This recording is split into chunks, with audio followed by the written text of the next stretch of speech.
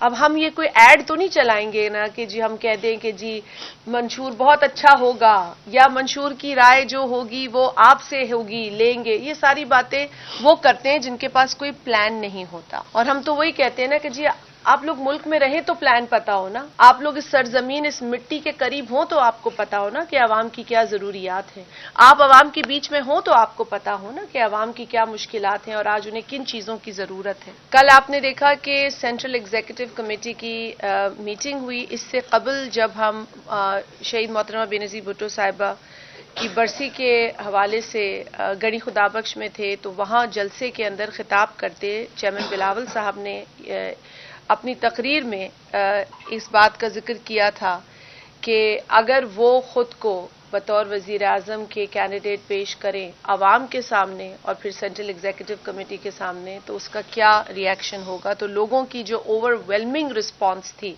وہ آپ سب نے دیکھی, اور وہ ایک عمل تھا جس نے یقیناً ہم سب کو بہت زیادہ خوش کیا. اور اس کے بعد جو انہوں نے کہا کہ یہ پروسیس ہے, ایک جمہوری عمل ہے کہ سینٹرل ایگزیکٹو کمیٹی جو کہ پاکستان پیپلز پارٹی کا ڈیسیشن میکنگ فورم ہے اس میں یہ فیصلہ جانا ہے. تو پہلے وہ عوام سے اجازت لی انہوں نے کہ کیا ہم اس کو ایک ایجنڈا آئٹم کے طور پر اس میٹنگ میں پیش کریں.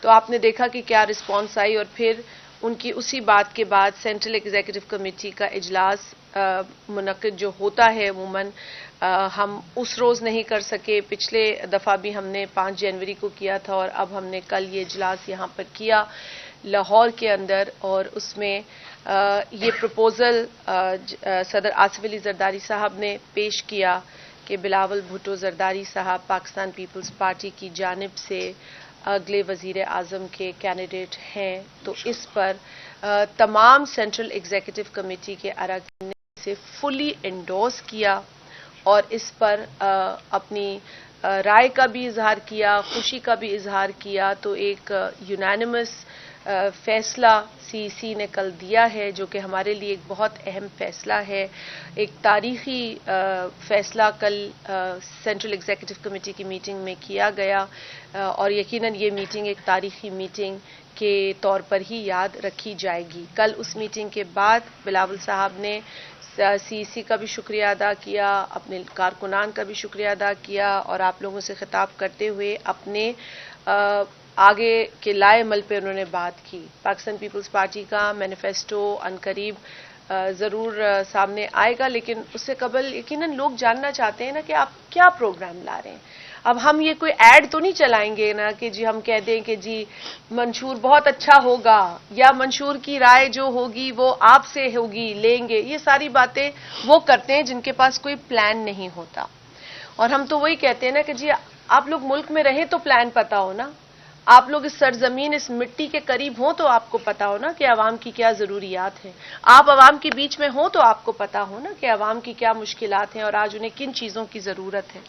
تو اسی لیے بلاول بھٹو زرداری صاحب نے اپنے 10 پلیجز, اپنے ان 10 وعدے جو بہت امپورٹنٹ ہیں, جو مینیفیسٹو کا حصہ ہے, اور اس ملک کے اندر جو معاشی مسائل ہیں اور بحران ہیں, جو تکلیفیں ہیں, ان کو یہ ڈائریکٹ ہٹ کرے گا. تو یہ 10 اہم چیزیں جن کا انہوں نے پہلے بھی اپنی تقاریر میں ذکر کیا اور کل ایک بار پھر انہوں نے اس پر روشنی ڈالی کہ ان کے وہ جو 10 پلیجز تھے جس کے اندر سب سے پہلے بات آمدنی کی ہے.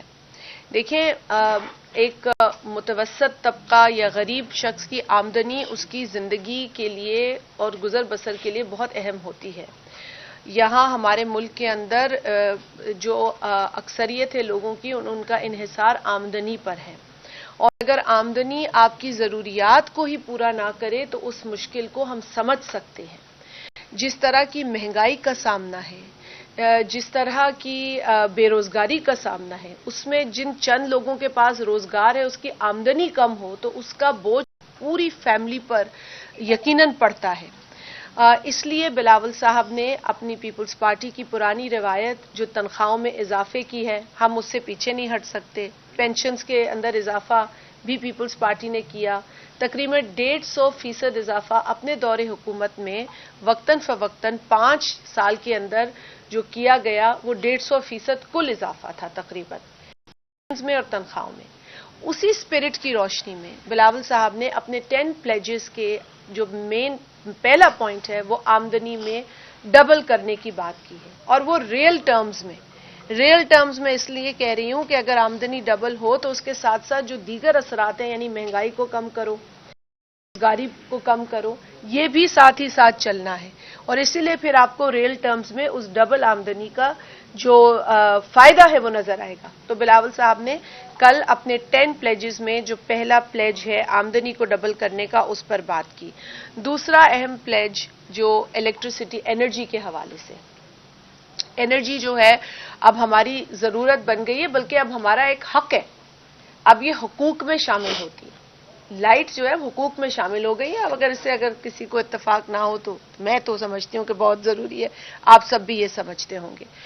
تو اس بنیادی حق کے لیے انہوں نے جو لو انکم ہاؤس ہولڈز ہیں، جو غریب طبقہ ہے بالخصوص، اس کے لیے 300 یونٹ مفت بجلی سولر کے ذریعے دینے کا اعلان کیا ہے، اور یہ ان کے پلیج میں 10 جو ان کے وعدے ہیں اس میں دوسرے نمبر کا وعدہ ہے۔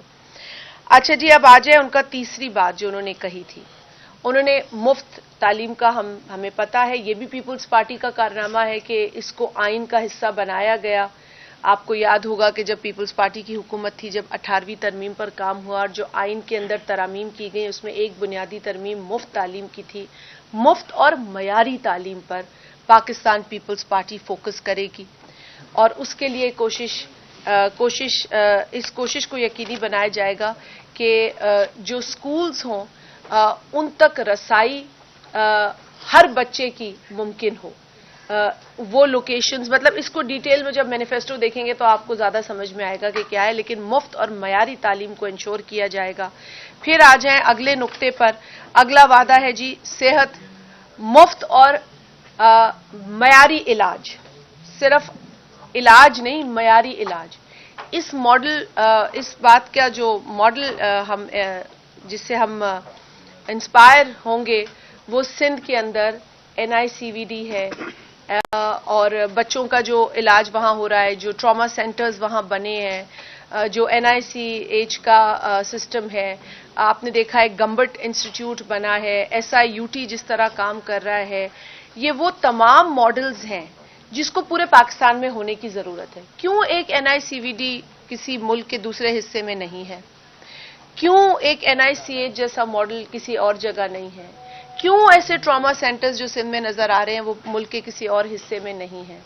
2 سال یا 2.5 سال قبل آپ کو یاد ہوگا پاکستان پیپلز پارٹی کے چیئرمین جناب بلاول بھٹو زرداری صاحب نے ہی یہ چیلنج کیا تھا کہ جی مجھے کوئی صوبہ، کیونکہ دیکھیے سندھ کے اندر تو ہماری حکومت تھی تو لہٰذا ہم اس ویژن کو امپلیمنٹ کر سکتے تھے کہ صحت کا اچھا نظام ہو، جو مہنگا علاج ہے وہ میسر بھی ہو اور مفت بھی ہو، مطلب غریب کی پہنچ میں بھی ہو۔ یہ ان کا چیلنج تھا 2-2.5 سال پہلے جب صوبوں میں حکومتیں تھیں دیگر جماعتوں کی، تو انہوں نے یہ کہا تھا کہ جی مجھے کوئی ایک NICVD بنا کے دکھا دے، میرا چیلنج ہے۔ آپ یہاں سارے لاہور کے صحافی بیٹھے ہیں، کیا کوئی NICVD کے ماڈل کا ہاسپٹل بنا؟ کسی اور صوبے میں بنا؟ کسی اور صوبے کے ہیڈ کوارٹر میں بنا؟ چلے کسی اور صوبے کے شہر میں چھوڑ ہی دیں، کسی اور صوبے کے ہیڈ کوارٹر میں بنا؟ یہاں ہم نے نہیں دیکھا۔ تو ہم نے بتدریج خرابی ہوتے ضرور دیکھی ہے دیگر صوبوں میں، لیکن ہم نے بہتری کی طرف صحت کا نظام جاتے نہیں دیکھا۔ تو ہم پبلک سیکٹر کے اندر جو صحت کا نظام ہے، جو علاج ہے، اس کی رسائی اور اس کی جو کوالٹی ہے اس کو انشور کریں گے، اور یہ ہمارا ایک اور پلیج ہے صحت کے حوالے سے جو بلاول صاحب نے کل دوبارہ اس پہ بات کی۔ پھر آ جائیں جی ہاؤسنگ، پاکستان پیپلز پارٹی کا بنیادی نعرہ جس پر آج بھی بلاول صاحب کھڑے ہیں، جو بھٹو صاحب کا نعرہ تھا، روٹی کپڑا اور مکان۔ تو آپ جانتے ہیں کہ آج بھی بنیادی ضرورت روٹی کپڑا اور مکان ہی ہے۔ اگر کوئی کہے کہ جی آج یہ ضرورت نہیں ہے تو میرا خیال ہے ملک کے ان حالات میں یہ بات جو ہے وہ جھوٹی ثابت ہوگی۔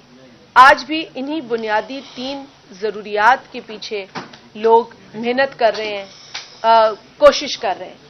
ہاؤسنگ ایک بہت امپورٹنٹ ضرورت ہے، اور ہاؤسنگ کے حوالے سے سندھ میں کام ہوا. فلڈز کے بعد بھی جو گھر بنائے گئے جس کی اونرشپ خواتین کو بالخصوص دے کر ایک بار پھر اپنے ویمن امپاورمنٹ کے ویژن کے ساتھ ہم چلے اور آگے بھی 30 لاکھ گھر بنانے کی بات کل بلاول صاحب نے کی ہے. اور یہ 30 لاکھ گھر اونرشپ کے ساتھ جس کی اونرشپ خواتین کو دی جائے گی تاکہ آپ کی ماں بہن بیٹی کو بھی یہ پتا ہو کہ میرے نام پر یہ جائیداد ہے یا ملکیت ہے. جو کلچر عورت سے جائیداد چھیننے کا ہے پیپلز پارٹی اس کو ختم کرنا چاہتی ہے اور یہ میسج دینا چاہتی ہے کہ پراپرٹی کی اونرشپ آپ کی ماں بہن بیٹی کے نام ہوگی.